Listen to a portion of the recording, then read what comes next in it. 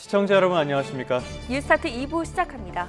헌법재판소의 침묵이 길어지고 있습니다. 아직 윤석열 대통령 탄핵심판 선고기일 통지가 나오지 않으면서 아무래도 한 주 더 미뤄질 것으로 보입니다. 공교롭게도 다음 주에는 더불어민주당 이재명 대표의 선거법 위반 2심 선고도 예정돼 있습니다.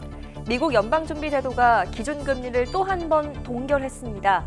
트럼프 2기 출범 이후 경제 불확실성이 커졌다는 점을 고려한 결과입니다.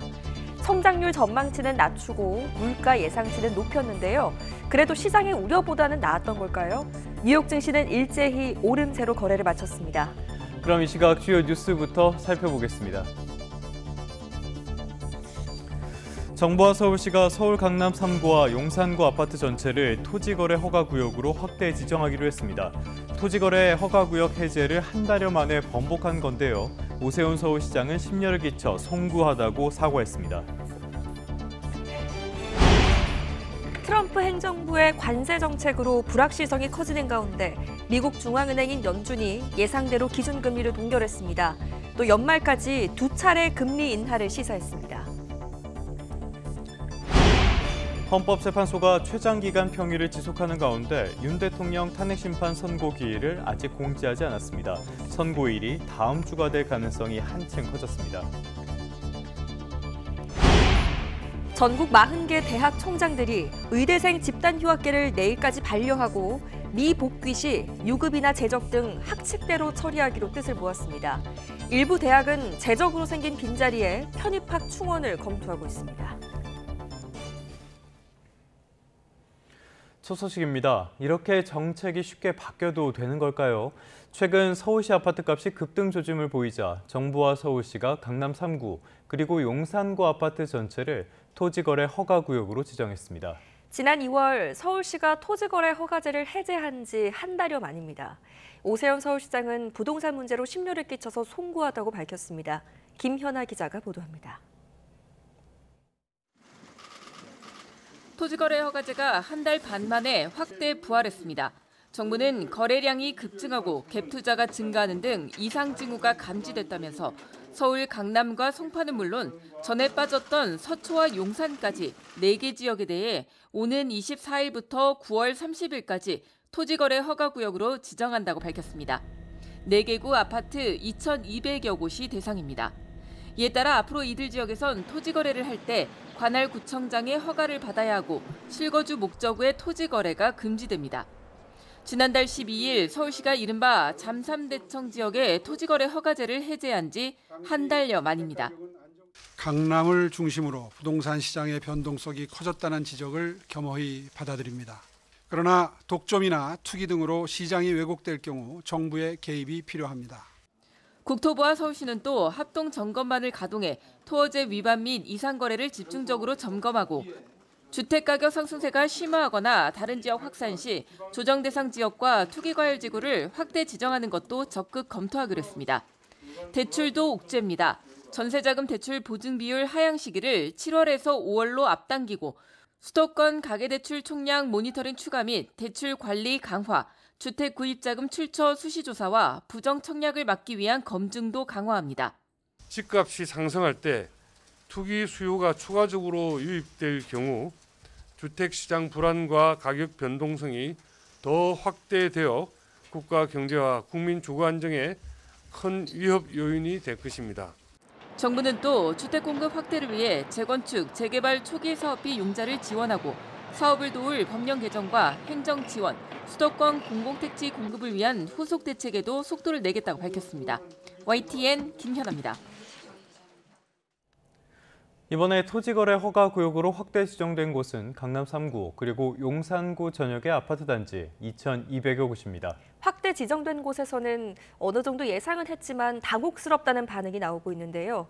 전문가들은 시장에 미치는 영향이 제한적일 것이라고 보고 있습니다. 최도희 기자가 현장 다녀왔습니다. 오는 24일부터 6개월 동안 강남 3구와 함께 토지거래 허가구역으로 묶이게 된 용산구. 이 일대 아파트값은 지난달 서울시가 잠실 등을 중심으로 토어제를 해제한 이후 한 달 만에 2억 원 정도 뛰었습니다.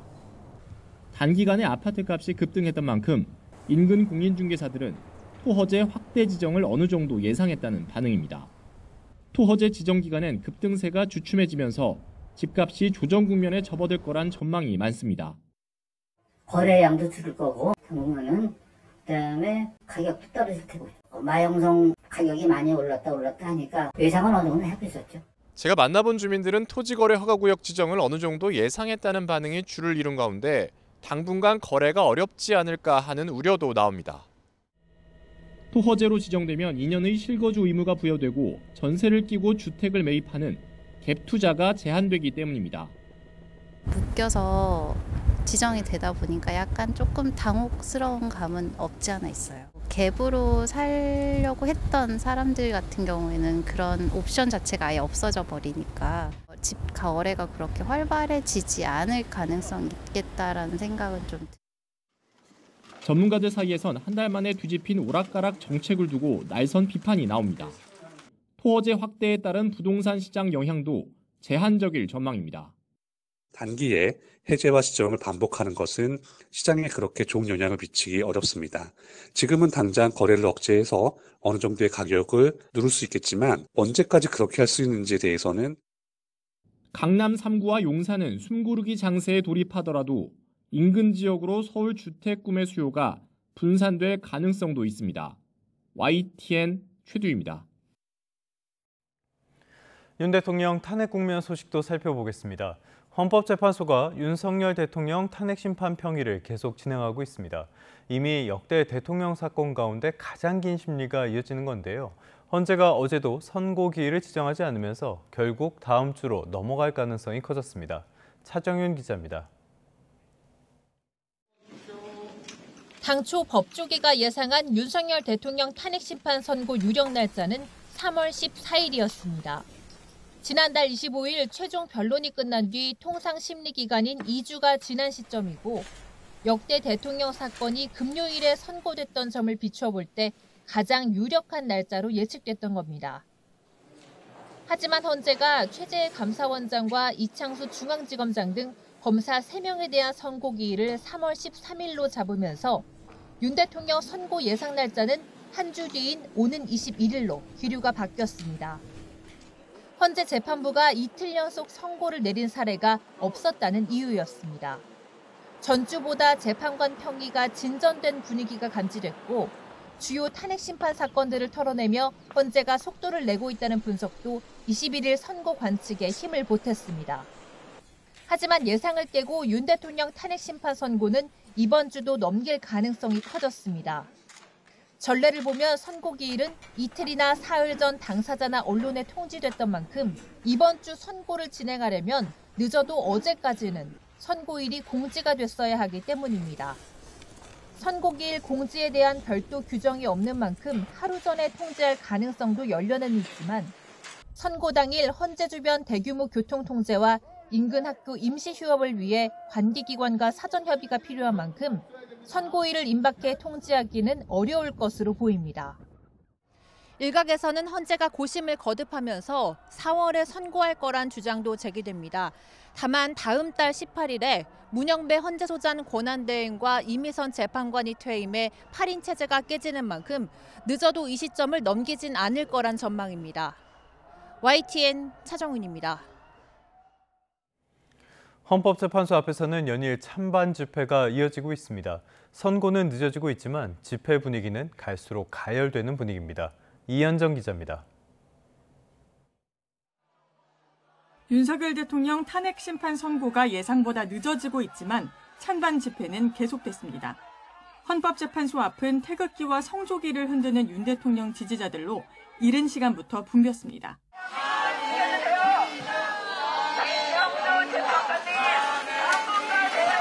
안국 사거리에도 수백 명이 모여 윤 대통령이 하루빨리 직무에 복귀해야 한다고 주장했습니다. 각 하나 기각은 당연한 결과라고 외쳤습니다. 국민의 권리를, 여러분의 권리를 위임받은 위치에 있는 분입니다. 서울 광화문에 모인 탄핵 찬성 측은 조속한 파면만이 정답이라고 목소리를 높였습니다. 이렇게 많은 시민들이 고생하고 있는데 빨리 시민들을 자유롭게 만들어줬으면 하는 바람입니다. 단식 농성에 이어 헌법재판소를 향해 159배도 진행했습니다. 헌정질서 회복을 위해서는 재판관 전원일치 인용만이 답이라고 강조했습니다. 윤석열을 즉각 파면하라! 파면하라! 파면하라! 파면하라! 헌법재판관들의 고심이 깊어지는 가운데 헌재 근처에서 울려 퍼진 찬반 양측의 목소리는 갈라진 우리 사회 여론을 그대로 보여줬습니다. YTN 이현정입니다. 최근에 헌법재판소 인근 식당들을 대상으로 탄핵 찬반을 표시한 목록이 확산돼 논란이 되고 있습니다. 추측을 기반으로 만든 게시물을 보고 탄핵에 찬성하는 것으로 지목된 식당에 별점 테러를 하는 경우가 잇따르는데요. 법적인 처벌 가능성도 있습니다. 배민혁 기자가 보도합니다. 탄핵 심판 국면마다 온라인상에서 특정인을 비방하거나 신상을 공개하고 저격하는 이른바 좌표 찍기가 잇따랐습니다. 공수처부터 헌법재판관에 이어 최근에는 헌재 인근 식당들이 피해를 입고 있습니다. 식당 주인의 정치적 성향을 추정해 지도에 표시한 탄핵 찬성, 반대 식당 리스트가 등장한 겁니다. 계산할 때 탄핵 반대 집회 참가자들을 응원해줬다거나 가게 앞을 지날 때 태극기를 흔들어줬다고 표시된 식당에는 매출을 많이 올려주자며 돈줄을 내주자는 댓글이 달리고 윤 대통령 지지자들을 비방했다거나 가게 주인이 탄핵 찬성 집회에 참여했다고 지목된 식당에 대해서는 불매운동을 벌이자는 글이 보입니다. 탄핵에 찬성하는 맛이라거나 북한 음식이라는 등의 댓글도 달렸습니다. 이들 가게에는 별점 테러도 잇따르는 상황. 피해 상인들은 탄핵 정국과 관련해 정치적인 입장을 보인 적도 없는데 당황스럽다는 반응입니다. 전문가들은 악의적인 좌표 찍기는 업무 방해죄로 처벌될 가능성이 높다고 지적합니다. 이렇게 사람들이 한꺼번에 몰려가서 그 가게에 해가 될 수 있는 별점 테러를 한다거나 이런 거는 충분히 업무 방해죄 성립할 가능성이 있다고 보고 있습니다. 길어지는 탄핵 심판 과정 속 무분별하게 퍼지는 갈등과 혐오로 인한 피해가 속출하고 있습니다. YTN 배민혁입니다. 이번 달 초 윤석열 대통령을 지지하는 유인물을 뿌리고 분신했던 남성이 어제 결국 숨졌습니다. 80대 남성 A씨는 지난 7일 서울 중구 도시건축관 옥상에서 야당과 헌법재판소를 비난하고 윤 대통령을 지지하는 내용이 적힌 유인물을 뿌린 뒤 자신의 몸에 불을 붙였습니다. 네, 전해드린 대로 윤석열 대통령 탄핵 심판 선고가 아마도 한 주 더 미뤄질 것으로 보이는 가운데 공교롭게도 다음 주에는 더불어민주당 이재명 대표의 선거법 위반 사건 2심 선고가 예정되어 있습니다. 이 대표는 직접 재판부에 피고인 진술서를 냈고 검찰도 20차례 가까운 의견서를 낸 것으로 파악됐습니다. 김영수 기자입니다. 더불어민주당 이재명 대표의 선거법 위반 사건 항소심은 지난달 26일 모든 변론 절차를 마무리 짓고 선고만 남겨두고 있습니다. 선고가 일주일 정도 앞으로 다가온 가운데 이 대표가 재판부에 피고인 진술서를 냈습니다. 결심 공판에서 이 대표는 자신을 겨냥한 여러 건의 수사와 검찰의 구형량을 짚으면서 정상적인 검찰권이 아니라고 지적했는데 혐의를 부인하는 내용까지 진술서에 담겼을 것으로 보입니다. 이 대표 측은 변론이 끝난 이후에만 모두 15차례 의견서를 제출했고 공직선거법이 위헌인지 판단을 구해달라는 신청도 2차례나 했습니다. 검찰은 19차례 의견서로 맞대응했습니다. 백현동 발언의 전파성에 대한 의견이나 피고인의 왜곡된 변소에 대한 의견 같은 제목으로 유죄 주장에 힘을 싣는 동시에 이 대표 측 주장을 반박하고 있습니다. 이 대표는 위증교사 혐의 재판에서도 피고인 진술서를 냈고 1심에서 무죄 판결을 받았습니다. 정치적 운명이 걸린 선거법 위반 사건 2심 선고를 앞두고 이 대표와 검찰 측이 막판 총력전을 벌이는 가운데 어느 쪽이 재판부를 더 많이 설득했을지 주목됩니다. YTN 김영수입니다. 의과대학의 총장들이 집단행동에 해당하는 의대생들의 휴학계를 모두 반려하고 학칙을 엄격하게 적용해서 유급과 재적 결정을 내리겠다고 발표했습니다. 또 일부 대학은 여기에서 더 나아가 편입학 충원까지 검토하는 것으로 전해지면서 이번 주가 의대생 복귀의 분기점이 될 것으로 보입니다. 이문석 기자입니다. 40개 의과대학 총장들이 더는 의대생들의 집단 휴학을 허용하지 않기로 합의했습니다. 정부가 이번 달 말로 의대생 복귀 시한을 정했지만 동맹 휴학을 이어갈 움직임이 보이자 긴급히 회의를 열었습니다. 여기서 총장들은 병역이나 장애로 인한 요양, 임신, 출산, 육아 사유에 해당하지 않는 휴학계를 즉시 반려하기로 했습니다. 그런데도 의대생이 돌아오지 않으면 다른 과 학생들과 마찬가지로 학칙을 엄격히 적용할 방침입니다. 대학별 규정에 따라 이제 유급, 제적 같은 실질적인 조치를 내리겠다는 겁니다. 일부 대학은 의대생 다수가 제적될 가능성에 대비해 편입학 충원도 검토하는 거로 전해졌습니다. 다만 이번 총장회의에서 편입학 사안은 논의 대상이 아니었습니다. 교육부 관계자 역시 대학들이 원래 결혼이 생기면 편입학으로 학생을 충원해온 것은 맞지만 정부가 이를 별도로 언급할 사항은 아니라고 선을 그었습니다. 의대생들은 개별 대학 학생회를 주축으로 대응 방안을 논의 중인 거로 전해졌습니다.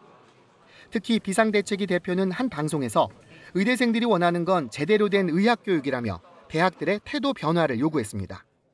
학칙대로 엄정하게 적용한다라고 하면은 저희도 학칙상 적법한 휴학계를 제출했기 때문에 그런 부분들은 좀 인정을 해주시면 좋을 것 같다는 생각 전합니다. 각 대학은 의대생 집단 휴학계 반려를 오는 21일까지 완료하기로 정했습니다. 같은 날 경북대와 고려대를 선두로 대학들의 유급 제적 기준 시점이 시작되면서 이번 주가 의대생 복귀를 가늠하는 분수령이 될 전망입니다. YTN 이문석입니다. 환자가 사망했더라도 반드시 해야 할 필수 의료 행위였다면 의사를 처벌하지 않는 방안이 추진됩니다. 정부는 또 일부 과잉 진료 항목을 건강보험 체계에 포함해서 관리할 방침인데요. 도수치료나 영양주사 등이 그 대상이 될 것으로 보입니다. 권민석 기자가 취재했습니다. 의료개혁 1차 실행 방안 발표 7달 만에 정부가 2차 개혁안을 내놨습니다. 고위험 필수 진료에 따르는 사법 리스크를 줄여달란 의료계 요구에 따라 의료사고 심의위원회를 신설해 150일 안에 중대과실 여부 등을 판단하기로 했습니다. 의사 잘못이 크지 않으면 수사기관에 기소 자제를 권고하고 중상의 사고여도 피해자와 합의하면 처벌받지 않게 할 방침입니다. 특히 필수 의료 처치 과정에서 환자가 사망한 경우 유족과 합의로 면책하는 방식도 검토하고 있습니다. 의료사고 안전망 강화 등 의료개혁 2차 실행 방안이 의료 현장을 변화시킬 수 있도록 과감하고 신속하게 추진되어야 할 것입니다. 또 일부 비급여 항목을 관리급여로 지정해 건강보험 체계로 편입하되 본인 부담률은 95%를 적용할 계획입니다. 건보 재정 누수 원인으로 지목된 도수치료나 영양주사 등이 대상이 될 거로 보입니다. 이 밖에 국민 대다수가 가입한 실손보험도 개선해 경증 환자가 응급실을 찾으면 사비를 많이 부담시키고 중증과 비중증, 비급여 특약을 각각 구분해 과잉 진료를 줄이겠다고 강조했습니다. 다만 의정 갈등으로 의료계가 개혁안 마련에 제대로 참여하지 않은 데다 환자단체는 의료사고 처벌 축소를 반대하고 있어 시행 과정에서 진통이 예상됩니다. YTN 권민석입니다. 이재용 회장이 최근 임원진들에게 사직생의 각오를 주문할 정도로 위기감이 높아진 삼성전자. 어제 정기주주총회가 열렸습니다. 이른바 오만전자를 벗어나지 못하는 주가에 대한 주주들의 성토가 이어졌는데 임원들은 고개 숙여 사과하고 반도체 경쟁력을 꼭 회복하겠다고 약속했습니다. 박기환 기자의 보도입니다. 최근 임원진을 향해 사직생의 각오, 생존의 문제까지 거론한 이재용 삼성전자 회장. 그만큼 삼성의 위기는 코앞에 닥쳤습니다. 압도적 1위를 자랑하던 메모리 반도체와 스마트폰, TV 등의 글로벌 시장 점유율이 줄어들고 있고 초기 시장 진입을 놓친 HBM과 파운드리는 선두기업과의 격차가 더 벌어졌습니다. 정기주주총회에서도 부진한 실적에 대한 위기감이 여실히 드러났습니다. 한종희 부회장은 고개를 숙여 사과했고 반도체 산업의 경쟁 심화와 IT 기술 급변 등으로 인해 경영 여건이 무척 어려웠습니다. 초격차 기술 리더십으로 재도약의 기틀을 다지고 오만전자에 갇혀버린 주가에 주주들은 질타를 쏟아냈습니다. 손실이 워낙 크다 보니까 그거 회복할 기미가 보이는지 그거에 대한 관심이 제일 크죠. SK 대비 너무 지금 안 나가고 있잖아요. 삼성전자가 밝힌 부진 탈출을 위한 핵심 방안은 반도체 기술력 복원입니다. 차세대 HBM4를 적기에 개발하고 R&D 투자 확대로 고부가 제품 라인을 늘리겠다는 계획입니다. 이런 가운데 글로벌 HBM 1위 SK하이닉스는 엔비디아가 주최한 AI 행사에서 예정보다 빠르게 6세대 HBM4를 공개하며 주도권 굳히기에 나섰습니다. YTN 박기환입니다.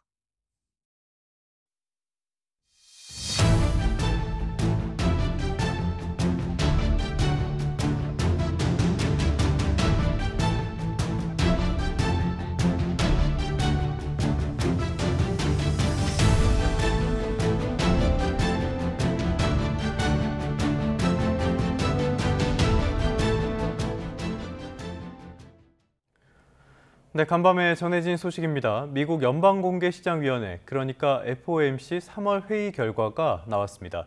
결과는 예상대로 동결이었습니다. 연준은 경제 전망에 대한 불확실성이 증가했다면서도 연말까지 2차례 금리 인하 전망은 그대로 유지했습니다. 뉴욕으로 가보겠습니다. 이승인 특파원. 네, 뉴욕 맨해튼입니다. 3월 FOMC 결과부터 살펴보겠습니다. 예상대로 동결이었죠? 네, 그렇습니다. 미국의 중앙은행인 연방준비제도는 연방공개시장위원회 FOMC 3월 회의 결과 기준금리를 4.25에서 4.5% 현 수준으로 유지하기로 했다고 밝혔습니다. 제롬 파월 연준 의장의 발표를 직접 들어보시겠습니다. And inflation has moved closer to our 2% longer run goal, though it remains somewhat elevated. In support of our goals, today the Federal Open Market Committee decided to leave our policy interest rate unchanged. 연준은 올해 미국의 국내 총생산 GDP 성장률 전망치를 지난해 12월에 2.1%에서 1.7%로 하향 조정했습니다.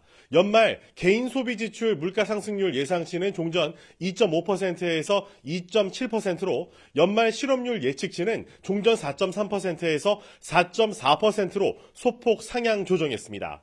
FOMC는 최대 고용과 2%의 인플레이션 제어를 달성하기 위해 노력하고 있다면서 경제 전망에 대한 불확실성이 증가했다고 진단했습니다. 다만 파월 의장은 인플레이션이 우리의 조치 없이 빠르게 사라질 일시적인 현상이라면 때로는 이를 간과하는 게 적절할 수 있다고도 밝혔습니다. 또 이 전망기관의 경기 침체 확률이 올랐지만 가능성은 여전히 낮다고 평가했습니다. 네, 금리 동결 발표 이후에 뉴욕 증시 반응은 어땠습니까? 네, 월가에서는 이미 금리 동결을 기정사실화하고 있었습니다. 그래서 뉴욕 증시는 연준의 기준금리 발표와 제롬 파월 의장의 발언을 기다리면서 이미 강세로 출발했고 동반 상승세로 방금 마감했습니다. 최근 시장이 폭락세를 연출한 가운데 연준의 이 시장 개입을 뜻하는 연준 풋에 대한 기대감과 저가 매수세가 시장의 반응을 지지했습니다. 그만큼 이 관세로 인한 시장의 불확실성이 커졌기 때문이라는 분석인데요. 경제 전문가의 얘기를 직접 들어보시죠. Tariff uncertainty has not been a great thing. I think people are worried about what's going to happen. And so I think having a little bit of cash still pays a good rate of return. 시장의 관심은 금리 결정보다는 이 분기마다 내는 연준의 수정 경제 전망 FOMC 구성원들이 생각하는 금리 전망이 반영된 점도표 닷 플러스에 있습니다. 이 연준 위원들은 이 수정 전망에서 2025년 말 기준 금리 예상치 중간값을 종전 3.9% 그대로 유지했습니다. 중간값은 변함이 없었지만 이 직전인 지난해 12월 전망 때는 현 수준 대비 3차례 이상 금리 인하를 기대한 위원이 5명 있었습니다. 반면 이번 수정 전망에서는 2명의 위원만이 3차례 인하를 예상했다는 점이 달라졌습니다. 이전보다 다수의 위원이 트럼프의 관세를 고려해 이 금리 인하 시기를 좀 더 늦출 필요가 있다는 시각에 동조하고 있음을 시사하는 대목입니다. 특히 다음 달 2일 이 상호 관세는 각국과의 이 개별 협상에 따라서 부과 수준이 달라지기 때문에 경제에 미칠 불확실성이 훨씬 커지게 되는 만큼 앞으로 연준의 고심도 그만큼 더 깊어질 전망입니다. 지금까지 뉴욕에서 YTN 이승윤입니다. 다음 소식입니다. 안덕근 산업통상자원부 장관이 오늘부터 이틀 일정으로 미국을 찾아 미국 상무부와 에너지부 장관 등 주요 인사와 면담합니다. 이 자리에서는 미국이 다음 달 2일로 예고한 상호 관세 문제와 최근에 불거진 민감 국가 지정 문제 등이 논의될 전망입니다. 산업통상자원부는 안 장관이 이번 방미 기간 하워드 러트닉 미국 상무부 장관을 만나 관세 조치와 관련한 우리 정부의 입장을 재차 전달하고 그동안 우리 기업들의 대미 투자 등 미국 경제에 대한 기여도를 강조할 방침이라고 밝혔습니다. 한국의 민감 국가 포함, 이 논란이 거세지자 미국에서는 큰일이 아니라며 진화에 나섰습니다. 하지만 철통 같다는 동맹 상대국을 단지 연구소 보안 문제로 민감 국가 리스트에 올렸다는 데서 논란과 의문이 사그라지지는 않고 있습니다.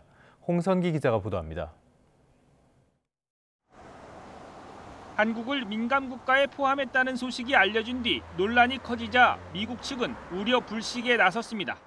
미 에너지부가 양국 과학기술 협력이 제한되는 일은 없을 것이라고 밝힌 데 이어 주한 미국 대사 대리도 별일이 아니라고 안심시키고 나선 겁니다.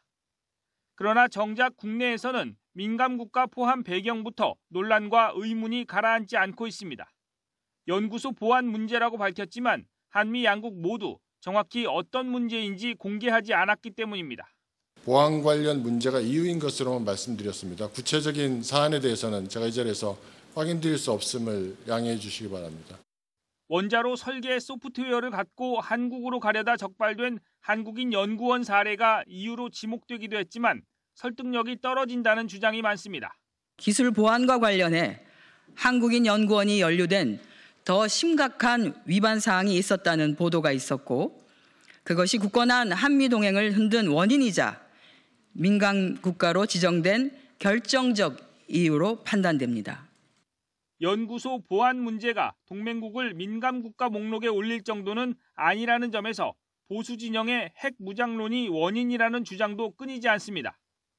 정부는 산업부 장관을 급파해 미국 측에 민감 국가 제외를 요구한다는 계획이지만 전망은 밝지 않습니다. 오히려 트럼프 정부의 또 다른 협상 카드가 될 수도 있다는 우려마저 나오면서 외교당국의 고민도 커지는 모습입니다. YTN 홍성리입니다. 미국 국무부는 한국이 민감 국가 명단에 오른 것과 관련해 한국과 과학연구 분야에 대한 협력이 계속되길 바란다고 밝혔습니다. 태미 브루스 국무부 대변인은 브리핑에서 에너지부가 한국을 민감 국가로 지정한 이유를 묻자 그거는 국무부가 아닌 에너지부에 문의해달라고 답했습니다. 그러면서도 미국은 과학연구 협력에서 한국과의 긴밀한 관계를 매우 중시하고 있다며 양국 간의 협력이 이어지길 고대한다고 밝혔습니다. 윤석열 대통령 탄핵 심판 선고가 사실상 다음 주로 넘어가게 됐습니다. 심리 기간만 100일을 넘기게 된 건데 왜 이렇게 평이가 길어지고 있는 건지 배경에 관측들이 난무하고 있습니다. 신지원 기자의 보도입니다.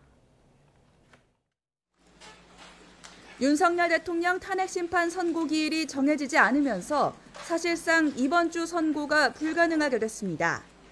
판결 선고일이 다음 주로 넘어가면 지난해 12월 14일 탄핵 소추안이 접수된 후 심리 기간만 100일을 넘기게 됩니다.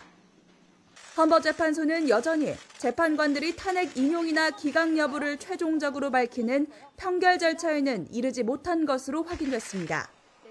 역대 최장기간 평의가 이어지면서 법조계 안팎에서는 재판관 8명이 기본적인 사실관계조차 합의에 이르지 못했다거나 특정 재판관들이 법리 해석에 경론을 벌이고 있다는 등 각종 관측이 나오고 있습니다. 그러나 평의 내용만으로 최종 결론을 단정지을 수 없고 평의 내용이 철저히 비밀에 붙여지는 만큼 대부분 근거 없는 추측이라는 평가입니다. 다만 YTN 취재 결과 과거 박근혜 전 대통령 때 선고 당일 아침 평결을 진행했던 것과 달리 이번에는 미리 평결을 마친 뒤 선고 당일 최종 결론을 공개한다는 방침으로 확인됐습니다. 평결에서는 윤 대통령 탄핵 사건 주심인 정영식 재판관부터 의견을 밝히고 임명된 역순으로 정계선, 조한창, 김복현 재판관 등이 차례로 결론을 밝히게 되는데 이후 결정문과 선고문을 다듬는 보완 작업에 일정 시간이 소요될 것으로 보입니다. 다음 주 이재명 민주당 대표의 공직선거법 위반 혐의 항소심 선고가 예정된 가운데 윤 대통령의 탄핵 심판 선고와 맞물릴 경우 결과를 막론하고 적잖은 파장이 예상됩니다. YTN 신지원입니다. 김건희 여사가 지난 1월 윤석열 대통령 체포영장 집행 후 이 총기를 언급하면서 경호처 직원들을 질책한 정황이 경찰 특별수사단에 의해 포착됐습니다. 대통령실은 사실이 아닌 것으로 알고 있지만 대응은 하지 않겠다는 입장을 밝혔습니다. 김다연 기자입니다.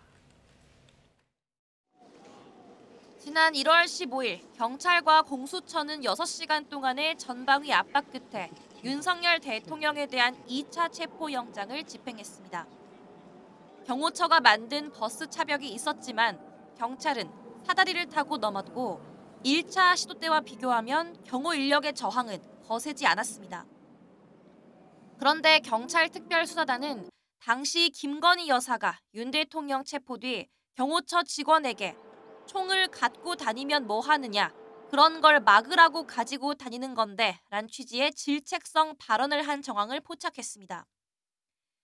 경찰은 또 김 여사가 마음 같아선 이재명 대표를 쏘고 나도 죽고 싶단 취지의 언급을 한 정황도 확보한 거로 알려졌습니다. 질책을 들은 경호처 직원은 이 사실을 상부에 보고했는데 경찰은 지난달 김신 가족부장에게서 압수한 휴대전화를 포렌식하는 과정에서 당시 보고 내용이 담긴 통화 녹음을 확보한 거로 전해졌습니다. 경찰은 이 같은 내용을 김성훈 경호차장과 이광우 경호본부장에 대한 구속영장 신청서에 적시한 거로 파악됐습니다. 이에 대해 대통령실은 사실이 아닌 거로 알지만 대응하진 않을 거란 입장을 밝혔습니다. 앞서 경찰특별수사단은 윤 대통령이 체포되기 전 경호처 간부들에게 총을 쏠 순 없냐고 물었고 김 차장이 알겠습니다라고 답변했다는 취지의 진술을 확보하기도 했습니다. 또 이 본부장이 직원들에게 관저 제2정문이 뚫린다면 기관총을 들고 뛰어나가라고 지시한 정황도 파악했는데 이 본부장은 공수처가 아닌 시위대에 대비하기 위한 것이었다는 입장을 밝혔습니다. YTN 김다연입니다. 윤석열 대통령에 대한 체포영장 집행을 저지한 혐의를 받는 김성훈 대통령 경호처 차장과 이광우 경호본부장이 구속갈림길에 섰습니다. 내일 구속영장 심사가 열리는데요. 비화폰 수사의 분수령이 될 것으로 보입니다. 윤웅성 기자입니다. 대통령 경호처 내 강경파로 알려진 김성훈 차장과 이광우 경호본부장이 구속 기로에 섰습니다. 서울 서부지방법원은 21일 오전 10시 30분 김 차장과 이 본부장에 대한 구속 전 피의자 신문을 진행합니다. 김성훈 차장과 이광우 본부장은 윤석열 대통령에 대한 체포영장 집행을 저지한 혐의를 받습니다. 특히 김 차장은 실무자에게 비화폰 기록을 삭제하라고 지시한 혐의 등이 영장에 기재됐습니다. 때문에 경찰이 김 차장과 이 본부장의 신병을 확보하면 비화폰 수사의 속도가 붙을 것이란 전망도 나옵니다. 윤 대통령과 군 관계자 등이 비화폰으로 통화하며 계엄을 사전 모의하고 실행했다는 의혹이 짙은 만큼 비화폰 서버는 당시 상황을 재구성하는 핵심 증거로 꼽혀왔습니다. 하지만 보안시설이라는 이유로 김 차장 등이 주도해 서버 압수수색을 막아왔습니다. 경찰은 영장이 발부돼 강경파 수뇌부가 자리를 비우면 서버 압수수색 가능성이 다소 높아질 것으로 판단하고 있습니다. 반면 기각될 경우 김 차장과 이 본부장의 신병 확보에 주력해온 경찰 수사는 동력을 잃을 수밖에 없습니다.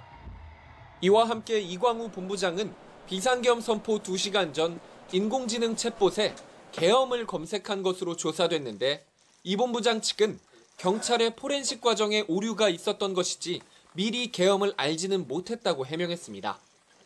경찰은 영장심사 당일 서부지법 근처에 윤 대통령 지지자들이 몰릴 가능성에 대비해 안전대책도 준비 중입니다. YTN 윤홍성입니다. 내란 혐의로 재판에 넘겨진 조지호 경찰청장 등 경찰 수뇌부의 형사재판이 오늘부터 본격적으로 시작됩니다. 특히 조 청장은 이른바 체포조 의혹을 밝혀낼 핵심 인물로 꼽히는데 법정에서 구체적인 입장을 낼지 주목됩니다. 김다현 기자입니다. 조지호 경찰청장은 윤석열 대통령의 주요 인사 체포와 국회 봉쇄 지시 의혹을 밝힐 핵심 인물로 꼽힙니다. 국회 기능을 방해하려 했다는 국헌 논란 쟁점과 맞닿은 만큼 진술에 이목이 쏠렸지만 윤 대통령 탄핵 심판에서는 말을 아꼈습니다.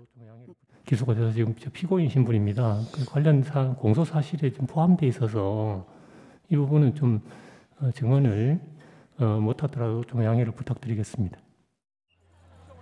다만 윤 대통령 등이 국회 통제를 지시했다는 검찰 진술 자체에 대해선 부인하지 않았고 지난달 6일 열린 형사재판 준비기일에서는 대리인을 통해 내란에 가담하지 않았다고 주장했습니다.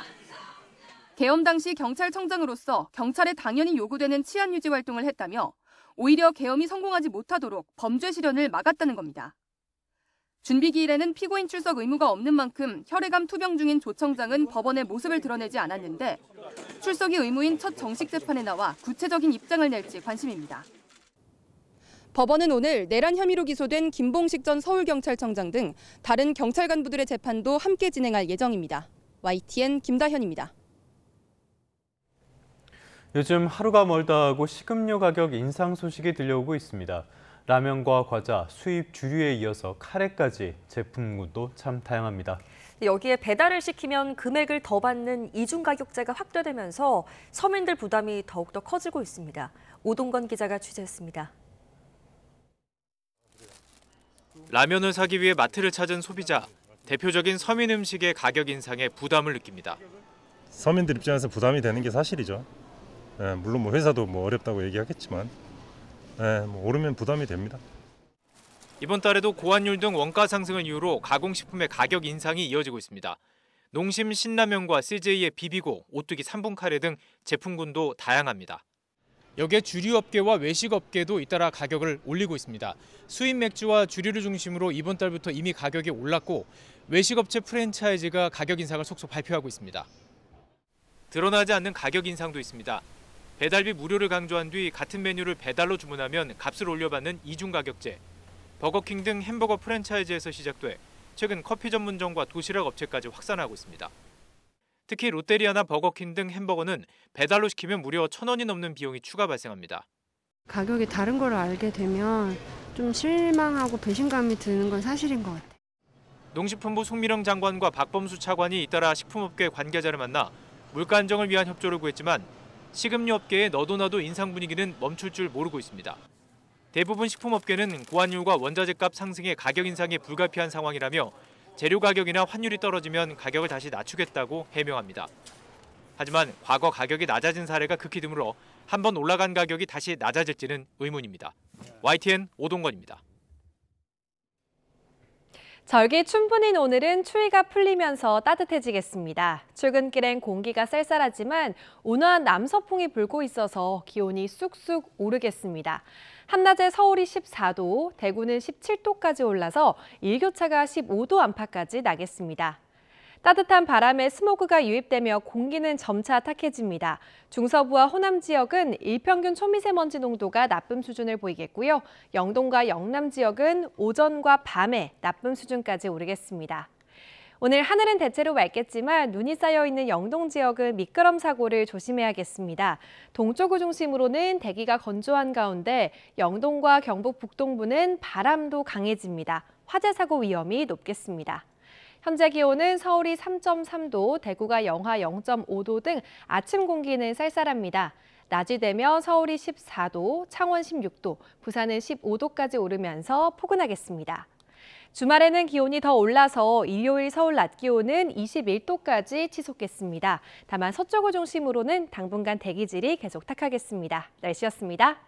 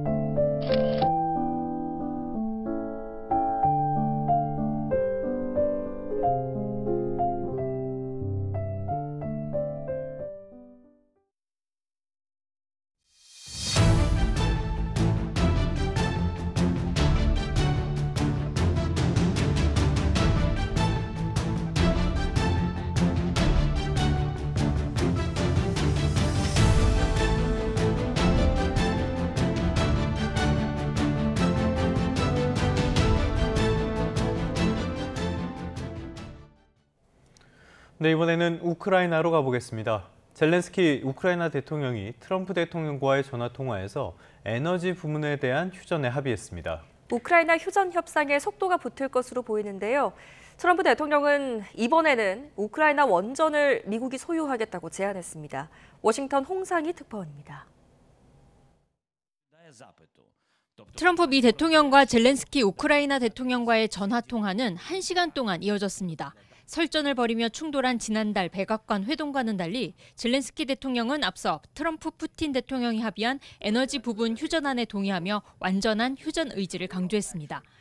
The two leaders also agreed on a partial ceasefire against energy.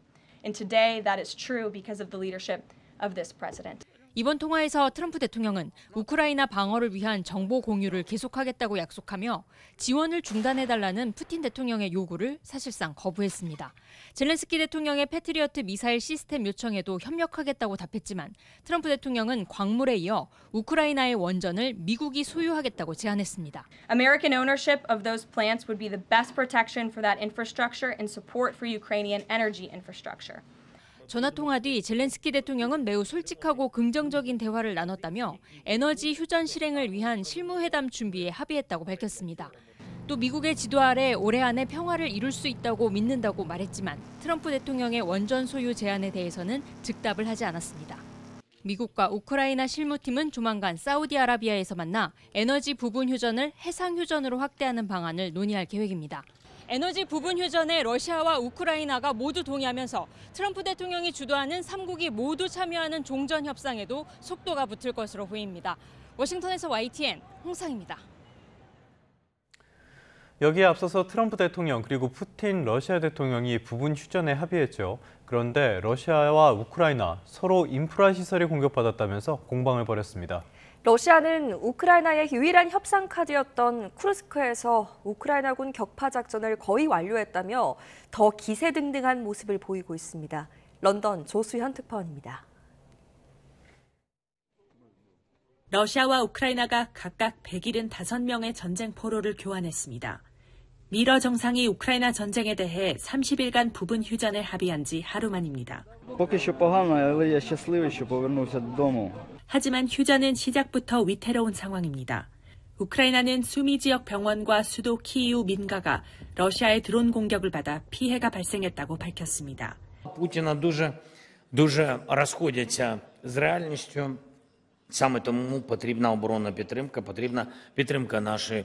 이에 러시아는 휴전은 에너지 시설에 국한한 것이라며 미러 정상 통화 후 자국군은 푸틴 대통령의 명령을 즉시 이행했다고 강조했습니다.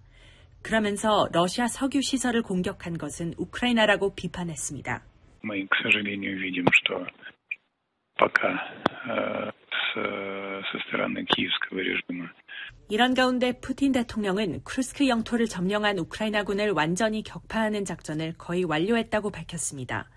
러시아가 휴전 논의에서 사실상 아무것도 양보하지 않은 데 이어 우크라이나가 협상에서 활용하려던 쿠르스크 카드마저 가져갈 가능성이 더 커진 겁니다.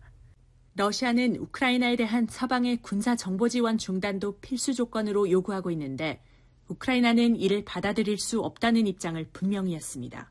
군사 지원 문제가 종전 협상에서 걸림돌이 될 수 있다는 관측이 나오는 가운데 전선에서도 당분간 공방이 이어질 가능성이 커 보입니다. 런던에서 YTN 조수연입니다. 전국이 참 예민한 시기입니다. 그래서일까요? 정치권의 발언도 거칠어지고 있습니다. 더불어민주당 이재명 대표가 최상목 대통령 권한대행을 향해 현행범이라면서 몸조심하라고 말했죠. 어떻게 들리십니까? 여권에서는 이 대표 발언에 반발하는 과정에서 테러리스트라는 표현까지 동원했습니다. 정인용 기자입니다. 민주당은 추후 헌법재판소의 대통령 탄핵 심판 결정을 국민이 존중해야 한다고 당부한 최상목 권한대행의 발언을 파고들었습니다. 최 대행 스스로 마은혁 헌법재판관 후보자를 임명하란 취지의 헌재 결정을 어기고 있으면서 유체이탈 합법을 쓴다며 재차 임명을 촉구한 겁니다. 특히 이재명 대표는 아예 최 대행을 직무유기 현행범으로 규정하며 체포가 가능하다고 날을 세웠습니다. 최상목 대통령 직무대행은 지금 이 순간부터 국민 누구나 직무유기 현행범으로 체포할 수 있기 때문에 몸조심하기 바랍니다. 최상위 공직자가 최소한 전 국민이 합의한 헌법은 지켜야 할 거 아니냐며 계속 용납할 수는 없다는 취지로 탄핵 가능성도 시사했습니다. 여권은 이 대표의 몸조심 발언에 거세게 반발했습니다. 대통령 권한대행에게 몸조심하라는 건 공당의 대표로서 할 말이 아니라며 정치를 천박하게 만든다고 날을 세웠습니다. IS와 같은 테러리스트가 한 말이 아닌지 잠시 착각했습니다. 자신의 지지자들로 하여금 테러를 저지르라고 부추기는 불법 테러 선동입니다. 대통령 탄핵 심판 결론이 불리하게 나올까 봐 그런 건지 본인의 공직선거법 위반 사건 2심 선고 때문인지 터놓고 말해보라고 비꼬기도 했습니다. 여권 잠룡들도 비판 대열에 합류했는데 내란범, 깡패, 몸조심해야 할 사람은 이 대표라는 등 원색적인 주장이 잇따랐습니다. 정치권의 발언 수위가 높아지는 데엔 신속한 윤 대통령 파면을 기대했던 야당의 불안감이 반영됐다는 시각도 적지 않습니다. 여당 역시 자제보단 맞불 비난 공세에 열을 올리는 모습인데 여야의 탄핵 심판 여론전이 과열 양상으로 치닫고 있다는 지적도 나옵니다. YTN 정인용입니다. 더불어민주당이 최상목 대통령 권한대행 탄핵 추진 여부를 논의했지만 최종 결론은 내지 못하고 지도부에 결정을 위임하기로 했습니다. 강유정 원내대변인은 어젯밤 비상의원총회 뒤 기자들과 만나 최대행 탄핵 여부와 탄핵 이외에 다른 대응을 한다면 어떤 방법이 있을까를 놓고 다양한 논의가 있었다며 이같이 밝혔습니다. 이 발언의 논란도 커지고 있습니다. 국민의힘 안철수 의원이 이재명 대표를 비판하면서 부산 피습 사건을 희화화하는 듯한 발언을 한 건데요. 목을 긁힌 뒤에 죽은 듯이 누워 있었다는 말, 이건 또 어떻게 들리십니까? 민주당은 살인 미수 피해자를 조롱했다면서 거세게 반발했습니다. 김철희 기자가 보도합니다. 발단은 국민의힘 안철수 의원이 SNS에 올린 글이었습니다. 안 의원은 민주당 이재명 대표가 자신의 인공지능 AI 토론 제안은 묵살하고 석학인 유발 하라리와는 대담하기로 했다며 구차하다고 비난했습니다.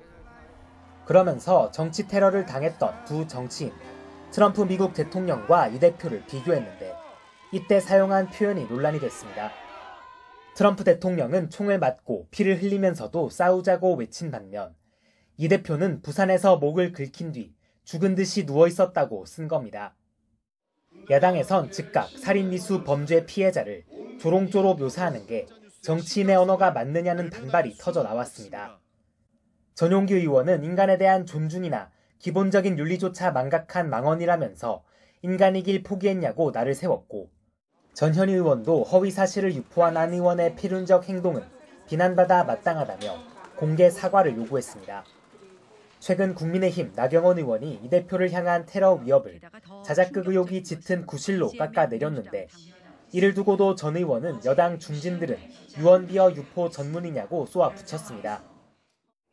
조기 대선 가능성에 여야 간 설전이 거칠어지는 모양새인데 양측 감정의 골이 깊어지면서 탄핵 정국 후유증을 우려하는 목소리가 적지 않습니다. YTN 김철입니다. 경제 한 줄 뉴스입니다. 한종희 삼성전자 대표이사 부회장은 최근 주가 흐름과 관련해 주주들의 기대에 미치지 못한 데 대해 사과하고 앞으로 주주 가치를 높이기 위해 뼈를 깎는 노력을 아끼지 않겠다고 말했습니다.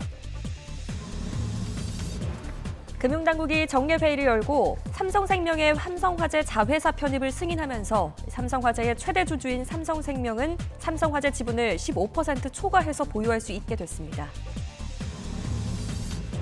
이복현 금융감독원장은 홈플러스 사태로 제기된 여러 가지 의혹들을 확인하기 위해 상반기까지 대주주인 사모펀드 MBK 파트너스에 대한 검사를 벌일 계획이라고 밝혔습니다. 2022년 기준 1인 창조 기업이 처음 100만 개를 넘어섰고 대표자 연령은 평균 54.7세였습니다. 우유업계 1위인 서울우유가 현금 지급 시기와 관련해 의견 차이가 발생한 홈플러스에 납품을 중단한 것으로 확인됐습니다. 지금까지 경제 한 줄 뉴스였습니다. 네, 홈플러스 사태와 관련해서 대주주인 사모펀드 MBK 파트너스에 대한 의혹이 점차 증폭되는 가운데 어제 금융감독원이 MBK에 대한 검사에 착수했습니다. 핵심은 이 홈플러스의 기업회생 신청 전에 단기사채 대량 발행이 과연 사기 판매에 해당하는지, 또 이를 과연 MBK가 진두지휘했는지가 여부입니다. 류환홍 기자가 보도합니다. 홈플러스 사태 발생 보름 만에 금융감독원이 핵심 관계자인 대주주 MBK 파트너스와 김병주 회장을 정조준했습니다. 이복현 금융감독원장은 기자 간담회를 열어 진용을 갖춰서 상반기까지를 목표로 MBK 조사에 착수하겠다고 밝혔습니다. 기업회생 신청 전 단기사채 대량 발행이 과연 사기 판매에 해당하는지가 핵심 쟁점이지만 MBK를 믿고 투자한 국민연금의 피해 규모 등 조사 범위에 제한을 두지 않기로 했습니다. MBK 검사는 MBK 홈플러스 신용 등급 하락 인지 시점, 홈플러스 회생 신청 계획 시기, 전단체 발행, 판매 과정에서의 부정거래 의혹, ICPS 상환권 양도 과정에서의 투자자, 그러니까 LP, 특히나 이제 우리 국민연금공단 등 이익 침해 여부 등이 포함되는 것으로 그거에 한정되진 않습니다. 이복현 원장은 MBK 김병주 회장을 향해서도 직격탄을 날렸습니다. 홈플러스가 진정성 있는 모습을 보여서 협력업체와 투자자들에게 신뢰감 있는 파트너라는 모습을 보여주셔야 합니다. 그런 의미에서 홈플러스 측의 대주주인 MBK의 김병주 회장께서 어제 정무위 불출석하신 것은 매우 유감스럽다고 저도 생각을 하고 있습니다. 이 원장은 홈플러스가 물품을 구매하고 카드로 결제한 대금을 기초로 발행된 유동화증권 투자자들이 상거래 채권으로 분류해 변제를 촉구하고 있지만 MBK는 전날 국회 답변 내용을 볼 때 그럴 의사가 없어 보인다고도 설명했습니다. 제가 어제 듣기로는 법원의 결정을 따르겠다라고 MBK 측에서 말은 하지만 본인들이 그렇게 입장을 정하진 않은 걸로 저는 이렇게 읽히고, 금감원이 특정 사안과 관련해 사모펀드를 전격 검사하는 것은 초유의 일입니다. 홈플러스 사태와 관련해 대주주인 MBK가 주목을 받으면서 적대적 M&A와 먹튀를 일삼는 사모펀드 행태에 대한 금융당국의 제재 강도도 거세질 것으로 보입니다. YTN 유환홍입니다.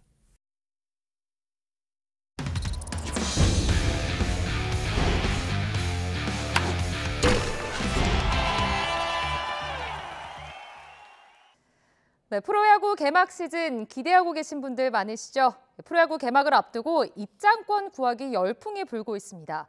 그러다 보니 표를 구하지 못한 팬심을 울리는 중고거래 사기 역시 최근 기승을 부리고 있어 주의하셔야겠습니다. 홍성욱 기자의 단독 보도 보시고요. 스포츠 뉴스는 내일 다시 찾아뵙겠습니다. 겨우내 시즌을 기다린 야구 팬이라면 개막전은 놓칠 수 없는 기회. 하지만 입장권 구하기는 하늘의 별따기입니다. 중고거래 카페에 올라온 개막전 입장권 판매글. 판매자에게 구매 의사를 밝히면 카카오톡 오픈 채팅방으로 초대합니다. 원하는 경기에 좌석을 요구하면 곧바로 잔여 좌석이 있다고 답이 옵니다. 거짓 예매한 화면을 함께 보내 믿게 하고 빨리 입금하지 않으면 다른 사람에게 넘기겠다고 재촉합니다. 야구 티켓만 전문으로 파는 그런 채팅방인 것처럼 꾸며놨고, 거기서 이제 고객님 거리면서 이제 본인들이 확보한 좌석을 보내주고 증거 인증해달라고 이제 요청을 하면 그 예매 화면 같은 거를 보내주는데, 사기 조직의 판매 계좌를 금융방지 서비스 더치트에 검색해봤습니다. 농협과 카카오톡 계좌 모두 사기 거래 전력이 나옵니다. 누적 피해액은 각각 300여만 원으로 티켓과 전자기기 등 각종 중고거래 사기에 이용됐습니다. 피해자가 곧바로 신고했지만 이미 10건 넘는 피해가 발생한 뒤였습니다. 그 뒤로 이제 제가 중고나라 글도 다 신고하고 이러니까 표를 샀던 사람들이 뭔가 이상하다 싶었대요. 더치트 통해서 저한테 연락이 오더라고요.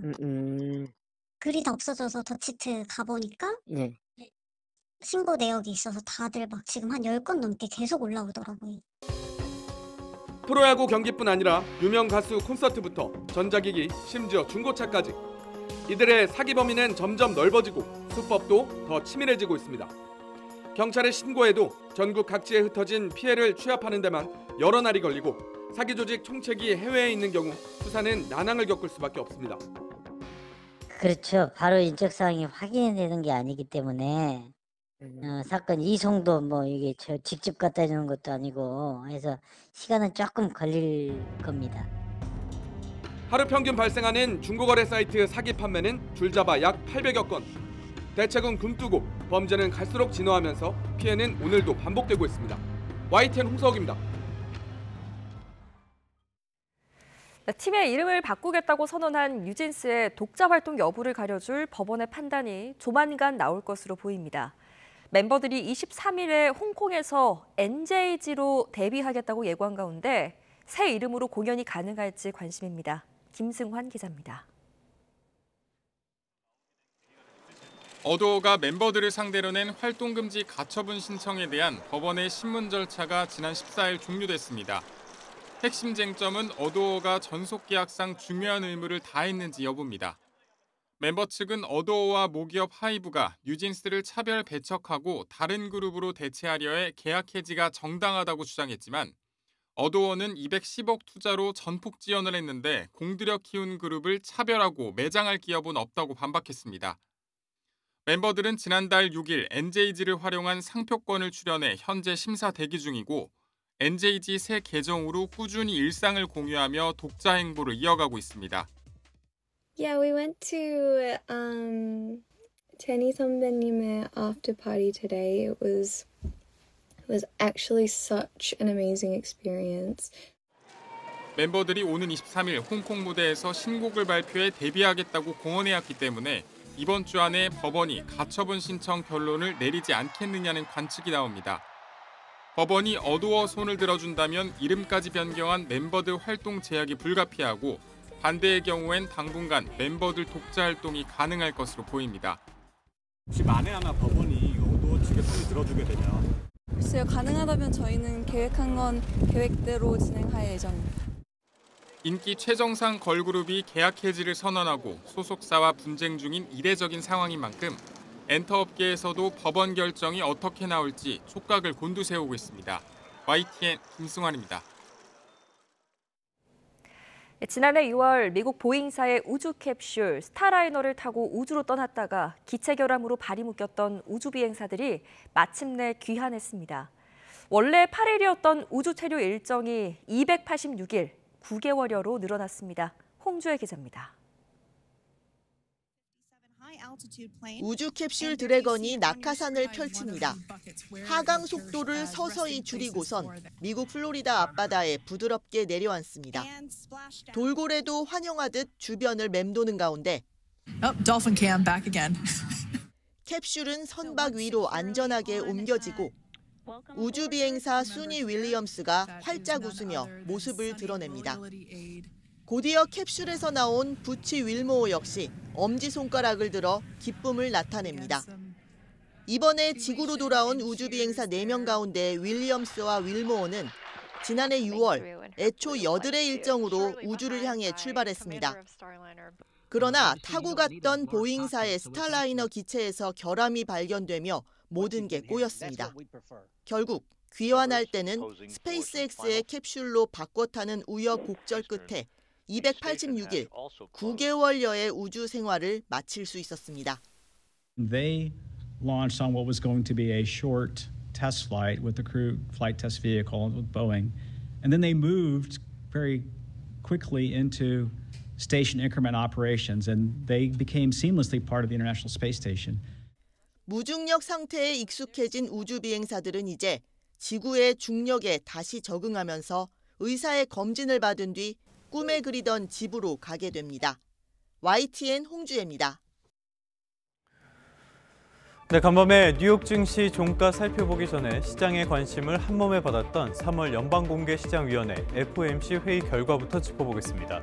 예상대로 동결이었습니다. 미국의 기준금리는 기존 4.25에서 4.5%로 그대로 유지됐습니다. 이 예상이 너무나 명확했기 때문에 앞으로의 통화정책의 방향성을 보여주는 점도표 쪽에 조금 더 관심이 쏠렸는데요. 이 점도표를 보면요, 연준 위원들은 올해 말의 기준금리를 3.9%로 예측했습니다. 그러니까 0.25%포인트씩 두 차례 인하가 단행될 것으로 본 거예요. 이거는 지난해 12월 예측치를 그대로 유지한 겁니다. 그러면서도 올해 성장률 전망치는 2.1%에서 1.7%로 상당히 크게 낮춰 잡았고요. 반대로 연방준비제도가 가장 중요하게 생각하는 개인 소비 지출, PCE 상승률 예상치는 2.5에서 2.7%로 높였습니다. 그러니까 성장은 별로 안 좋고 물가는 오를 것으로 보는 거죠. 세부적으로는 트럼프가 내세우는 관세 정책의 불확실성을 반영하긴 했지만 큰 틀의 통화 정책에서는 일단 신중함을 유지한 셈입니다. 제롬 파월 연준 의장의 발언에서 이런 결정의 배경을 조금 더 살펴볼 수 있는데요. 관세 정책이 이미 물가에 영향을 미치기 시작했다면서도 이런 관세 인플레이션, 이거는 일시적인 현상에 그칠 수 있다고 발언했습니다. 그러니까 일시적인 현상의 통화 정책으로 미리 대응하는 것은 적절하지 않다는 설명이었습니다. 점도표상의 전망을 바꾸지 않았고요. 어떻게 보면 파월 의장이 시장을 달랜 셈이기도 해요. 그렇기 때문에 뉴욕 증시는 환영했습니다. 보시는 것처럼 오름세로 거래를 시작했다가요. FOMC 결과가 나오고 파월 의장의 발언까지 전해지면서 그 오름폭이 더욱 커졌습니다. 다우지수 상승폭은 1%를 넘지 못했지만요. S&P 500, 나스닥은 1% 넘게 올랐습니다. 나스닥 지수는 장중한 때 2% 넘게 오르기도 했고요. 다만 그렇다고 해서 나스닥 지수가 조정 국면에서 벗어나지 못했습니다. 오늘의 특징주로는 이른바 서학개미들이 굉장히 좋아하는 주식, 테슬라로 꼽아봤습니다. 간밤에는 꽤나 힘있게 반등했습니다. 거의 5% 올랐는데요. 물론 그동안의 낙폭이 워낙 컸다는 점을 고려하면 많이 아쉽긴 하지만 그래도 주주 입장에서는 아쉬운 대로 환영할 만한 뉴스가 아닐까 싶습니다. 몇 가지 배경이 있었어요.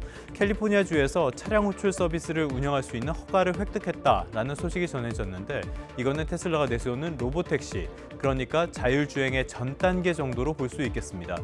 여기에 더해서 시장에서 최근에 주가가 계속 조정을 받다 보니까 저가 매수의 기회라는 매수 보고서가 나온 것도 영향을 미쳤습니다. 테슬라 주가의 특징을 보면요. 오를 때 급등하는 흐름이 있습니다. 그렇기 때문에 서학개미들이 선호할 것 같은데요. 하지만 반대로 보면은 하락할 때도 그만큼 폭락하는 모습을 자주 연출한다는 점을 들 수가 있겠습니다. 그러니까 변동성이 상당히 큰 종목이라는 거예요. 지금의 가치보다 미래의 가치를 더 높게 평가하는 성장주가 이런 모습을 많이 보이긴 하는데 테슬라는 그 정도가 상당히 심한 편이라고 할 수 있습니다. 그래서 누구나 쉽게 접근하기에는 다소 부적절한 종목일 수도 있습니다.